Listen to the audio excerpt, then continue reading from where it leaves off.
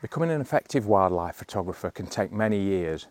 Just the time it takes to improve your fieldcraft skills and become a naturalist is just a very time-consuming thing. However, today I want to give you 5 tips that I think can supercharge your wildlife photography straight away and at no extra cost. And if you stop to the end of this video, I'll share with you one piece of kit that I never leave home without that has multiple uses within wildlife photography. Interested? Okay, let's get started.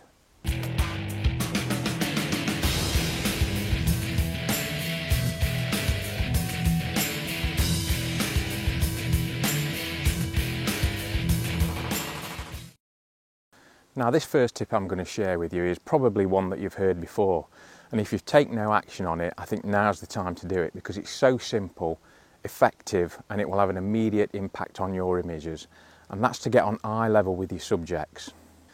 When we're speaking to each other, we naturally look into each other's eyes, which gives us an immediate emotional connection, and that's no different with wildlife photography. Try to relate to somebody when you don't have eye contact with them. It simply doesn't work. See what I did there? Take a look at these 2 images, for example. The first taken stood up and the second taken low down with eye contact made with the subject. I think you'll see that that emotional connection in the second image is definitely there, and it just seems to work much better than the first. Now, getting on eye level with your subject doesn't necessarily mean getting flat to the floor. This works really well with waders and ducks and geese that are on the water. Getting down as low as possible really does elevate your images. But for things like mammals, things like deer, you can generally get away with just kneeling down a lot of the time and you'll still get that same connection. But when you get on eye level with your subject, it also has other benefits.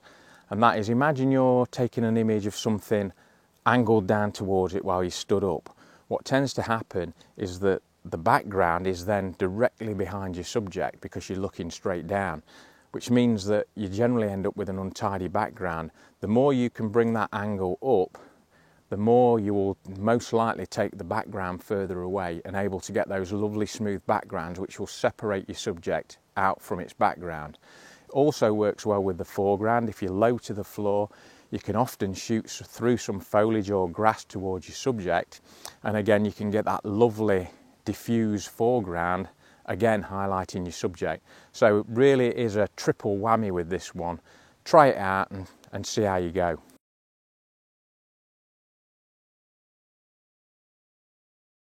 So when you're out shooting wildlife photography, do you find that you're always shooting with the same lens at the same focal length, probably as wound out as far as it'll go at say 600 or 500 millimeters? What I'd suggest you do for a change is try and mix things up a bit, and instead of shooting at 500 or 600 millimeter, wind the lens back into 200 or 100 millimeters, or even go out with a different lens, a more wide-angled lens. What you'll find is it gets you being much more creative with your shots, and I think we do all get sort of semi-obsessed with these portrait images of animals that are filling the screen, which are very, very nice. But what I've found throughout my wildlife photography is that the images that I've taken, and especially if you want to sell your work, the images that I've taken that are more environmental or have the subject not as big in the image, have a better way of telling a story or illustrating an issue, and they're often the ones that people who are editors of magazines or online are wanting because they're trying to tell that story as well.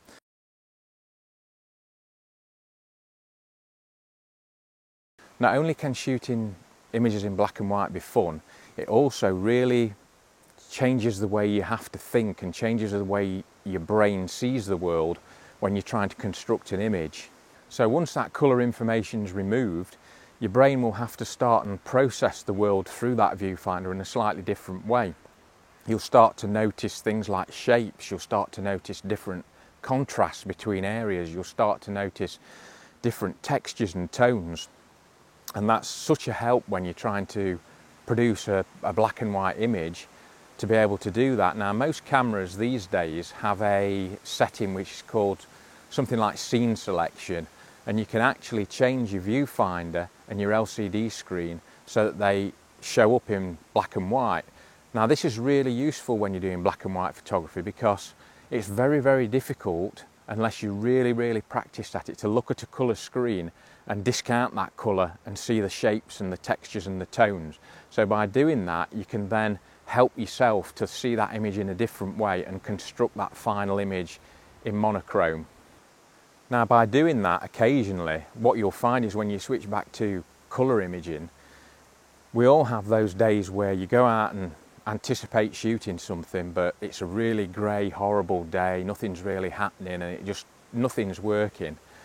But then if you can start to see things in monochrome more, then these textures, shapes, tones will start to leap out at you more, and you'll be able to construct an image on a day where you thought you weren't going to get anything. Now, if you see this first image of a roe deer, this was taken on a really dull, foggy day. Colour just wasn't working at all. But once I took the image in black and white, I could immediately see that it had much more impact, and I think that shows in this final image. And take a look at this second example of a short-eared owl that was taken up on the moors. Again, a really grey, horrible day, no interest in the sky, just slate grey and horrible.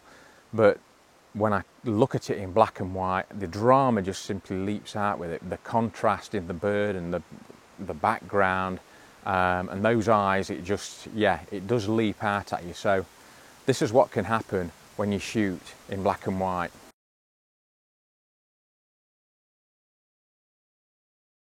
Now, have you ever been out taking photos of maybe small birds or animals that are quite close to you, and you take those images and then you move off somewhere else, and then you're confronted with something about 30 or 40 metres away, you lift the camera up to take an image, you look through the viewfinder, there's nothing there, and you press the shutter button halfway down and all you get is the whirring as the lens tries to focus on something. This is one I have personal experience with, but there is a way around it. Now, many years ago I was at a local nature reserve and I'd gone up there specifically to take images of bittern. Now, the bittern is a member of the heron family, but it's a much more shy bird than the heron and tends to spend most of its time buried down in the reed beds, and you know, you're really lucky if you get a brief glimpse, to be fair. Now, on this particular day I was making my way down to the reserve and there were some small birds in the bushes and I was taking a few shots of those. I was using, I can't remember which lens at the time, but I was at the minimum focus distance because they were so close. Finished doing that, walked down to the reserve, and as I came upon the reed bed, this bittern flew out about 30-40 metres in front of me, lifted out of the reeds, and then just started to fly across the sky in front of me. I immediately lifted the camera up to my eye, looked through the viewfinder, placed it on the bittern, couldn't see anything there, pressed the shutter button halfway down, nothing. I was getting nothing, and the lens was just focusing in and out, and I missed the shot. But there is a way around that, and that's pre-focusing the lens. So what is pre-focusing and how does it help with this problem? Well, what's caused the problem in the first place is because you're focusing very close in. When you then leap to something that's 30 or 40 metres away, even though you lift the camera up to your eye and it's in the viewfinder, you can't see it because it's so out of focus, it just doesn't register that there's anything there. So what you want to do with pre-focusing, and what you try and do, is that always remind yourself that when you've been shooting something, either pre-focus at a midpoint on the lens or try and anticipate where your next subject is going to be. So if you think it's, you know, like me, I knew I was going to photograph bittern, and I knew, you know, the reed bed was 30-40 metres away. So if there was going to be anything come out, it was going to be 30-40 metres away. So what I should have done, and what you need to do, is pre-focus your lens. And all that really means is that you take the lens and camera, you find something about that distance that you think is going to be away, you focus on it, and then you just wait. Then, in my case, if I'd have lifted the camera up to my eye, even though the bittern was moving, I would have had it in the viewfinder straight away, and I would have seen something. Even if it wasn't perfectly focused, it would have been a black dot. Because the bittern's moving, I can then follow it while I'm focusing, and then the camera and the lens will latch onto that straight away. The problem I was obviously having is because it's a moving subject, by the time I'd lifted it up, nothing there, the bittern's actually moved, it's not even in the viewfinder, and I can't follow it because I can't see it. so I'm not giving anything for the lens to latch onto. So it's a really, really simple technique, and it's just a little bit of pre-preparation that will help you and make sure that you don't miss those shots 90% of the time.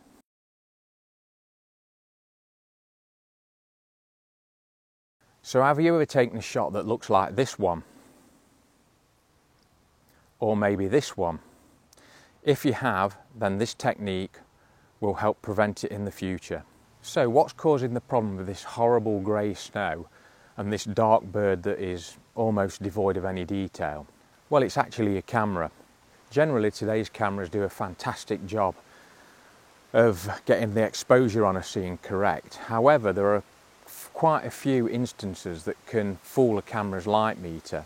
And really the only thing you need to know is that all camera manufacturers have their cameras set so that a scene is evaluated and the camera tries to reach a situation of mid-grey or 18% grey, which I'm showing you on the screen now. So to illustrate that, if we take a look at that first image again, as you can see what's happened, most of that picture is made up of snow.